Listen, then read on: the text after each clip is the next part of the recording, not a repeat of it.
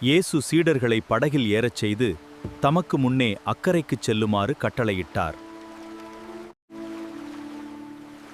அவர்களை அனுப்பிவிட்ட பின் அவர் தனியே செபிப்பதற்காக மலைக்குச் சென்றார். மாலை நேரத்தில் அவர் அங்கே தனியே இருந்தார்.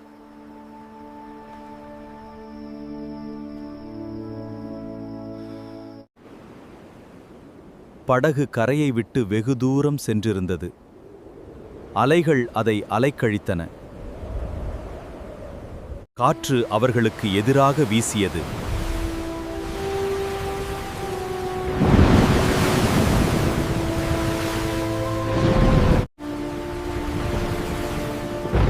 இரவு 4ஆம் காவல் வேளையில் இயேசு கடல் மீது நடந்து அவர்களை நோக்கி வந்தார்.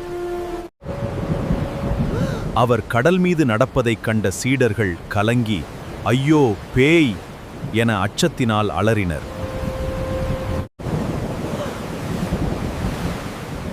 துணிவோடிருங்கள், நான்தான், அஞ்சாதீர்கள். ஆண்டவரே, நீர்தானானால் நானும் தண்ணீரின் மேல் நடந்து உம்மிடம் வரும்படி கட்டளையிடும்.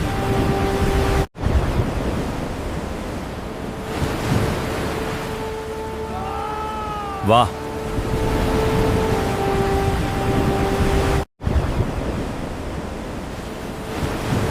இயேசு வா என்றதும் பேதுரு படகை விட்டு இறங்கி தண்ணீரின் மேல் நடந்தார்.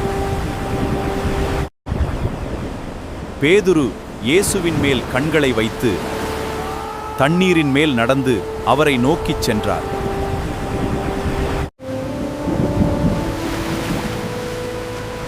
ஆண்டவரே, என்னை காப்பாற்றும்!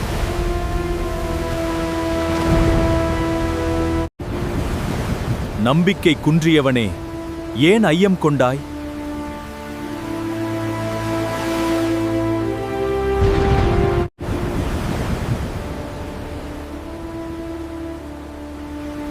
இயேசுவும் பேதுருவும் படகை நோக்கி வந்தார்கள்.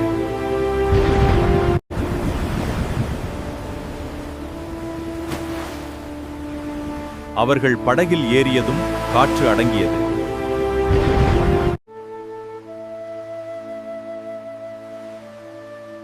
சீடர்களின் இதயங்களில் இயேசுவை பற்றிய நம்பிக்கை ஆழமானது.